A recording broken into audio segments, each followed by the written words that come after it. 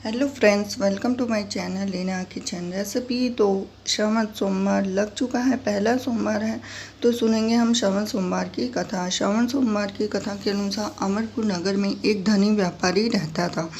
दूर दूर तक उसका व्यापार फैला हुआ था। नगर में उस व्यापारी का सभी लोग सम्मान करते थे। इतना सब कुछ होने पर भी वह व्यापारी अंतर्मन से बहुत दुखी था, क्योंकि उस व्यापारी का कोई पुत्र नहीं था। दिन रात उसे एक ही चिंता सताती रहती थी, उसकी मृत्यु के पश्चात उसके इतने बड़े व्यापार और धन संपत्ति को कौन संभालेगा। पुत्र पाने की इच्छा से वह व्यापारी प्रति सोमवार भगवान शिव की व्रत पूजा किया करता था। सायंकाल को व्यापारी शिव मंदिर में जाकर भगवान शिव के सामने घी का दीपक जलाया करता था। उस व्यापारी की भक्ति देखकर एक दिन पार्वती ने भगवान शिव से कहा कि हे प्राणनाथ, यह व्यापारी आपका सच्चा भक्त है। कितने दिनों से यह सोमवार का व्रत और पूजा नियम करता है। भगवान, आप इस व्यापारी की मनोकामना अवश्य पूर्ण करें। भगवान शिव ने मुस्कुराते हुए कहा कि हे पार्वती, इस संसार में सबको उसके कर्म के अनुसार फल की प्राप्ति होती है। प्राणी जैसा कर्म करता है, उन्हें वैसा ही फल प्राप्त होता है। इसके बावजूद पार्वती जी नहीं मानी। उन्होंने आग्रह करते हुए कहा, नहीं प्राणनाथ, आपको इस व्यापारी की इच्छा पूरी करनी ही पड़ेगी। तो यह आपका अनन्य भक्त है, प्रति सोमवार आपका विधिवत व्रत रखता है, पूजा अर्चना के बाद आपको भोग लगाकर एक समय भोजन ग्रहण करता है।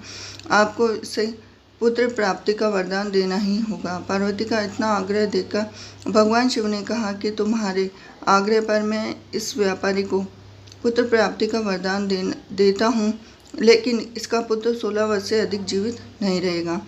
उसी रात भगवान शिव ने स्वप्न में उस व्यापारी को दर्शन देकर उसे पुत्र प्राप्ति का वरदान दिया और उसके पुत्र के 16 वर्ष तक जीवित रहने की बात भी बताई।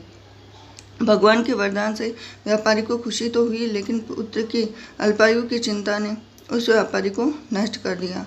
व्यापारी पहले की तरह सोमवार का विधिवत व्रत करता रहा। कुछ महीने पश्चात उसके घर अति सुंदर पुत्र हुआ, लेकिन उसे बहुत धूमधाम से पुत्र जन्म का महोत्सव भी मनाया गया। लेकिन व्यापारी को पुत्र जन्म की खुशी नहीं हुई, क्योंकि पुत्र की अल्पायु का रहस्य उसे पता था। यह रहस्य घर में किसी को नहीं मालूम था। विद्वान ब्राह्मणों ने उस पुत्र का नाम अमर रखा। जब अमर 12 वर्ष का हुआ तो शिक्षा के लिए उसे वाराणसी भेजने का निश्चय हुआ। व्यापारी ने अमर के मामा दीपचंद को बुलाया और कहा कि अमर को शिक्षा प्राप्त करने के लिए वाराणसी छोड़ आओ। अमर अपने मामा के साथ शिक्षा प्राप्त करने के लिए चल दिया और रास्ते में जहाँ भी अमर और दीपचंद रात्रि विश्राम के लिए ठहरते, वहीं यज्ञ करते, ब्राह्मणों को भोजन करवाते। लंबी यात्रा के बाद अमर और दीपचंद एक नगर में पहुंचे और उस नगर के राजा की कन्या के विवाह की खुशी में पूरे नगर को सजाया गया। निश्चित समय पर बारात आ गई, लेकिन वर का पिता अपने बेटे के एक आंख से काना होने की बात से बहुत चिंतित था। उसे इस बात का भय था, तो राजा को इस बात का पता चलने पर कहीं वह विवाह से इनकार न कर दे, इससे उसकी बदनामी होगी। वर के पिता ने अमर को देखा तो उसके मस्तिष्क में एक विचार आया। उसने सोचा, क्यों न इस लड़के को दूल्हा बनाकर राजकुमारी से विवाह करा दूं। विवाह के बाद इसको धन देकर विदा कर दूंगा, राजकुमारी को अपने नगर में ले जाऊंगा। वर के पिता ने इसी संबंध में अमर और दीपचंद से बात की। दीपचंद ने धन मिलने के लालच में वर के पिता की बात स्वीकार कर ली। अमर को दूल्हे के वस्त्र पहनाकर राजकुमारी चंद्रिका से विवाह करा दिया। राजा ने बहुत सा धन देकर अपनी बेटी को विदा किया। अमर जब लौट रहा था तो सच नहीं छिपा सका, तो राजकुमारी की ओर ने पर लिखा कि काने लड़के के साथ जाने से इनकार कर देना। तो राजा ने सब बातें जानकर राजकुमारी को महल में रख दिया। उधर अमर अपने मामा दीपचंद के साथ वाराणसी से पढ़ाई करने के लिए चला गया। जब अमर की आयु 16 वर्ष पूरी हुई तो उसने एक यज्ञ किया। यज्ञ की समाप्ति पर ब्राह्मणों को भोजन कराया, खूब अन्न वस्त्र दान दिए। तो रात को अमर अपने शयन कक्ष में सो रहा था, तो शिव के वरदान अनुसार शयन समय अमर के प्राण पखेरु उड़ गए। सूर्योदय पर मामा अमर को मृत देखकर रोने पीटने लगा। आसपास के लोग भी एकत्र हो गए। मामा के रोने के विलाप करने के स्वर से समीप में भगवान शिव और पार्वती भी खड़े थे। तो पार्वती जी ने भगवान से कहा कि प्राणनाथ, मुझसे इसके रोने के स्वर सहन नहीं हो रहे हैं।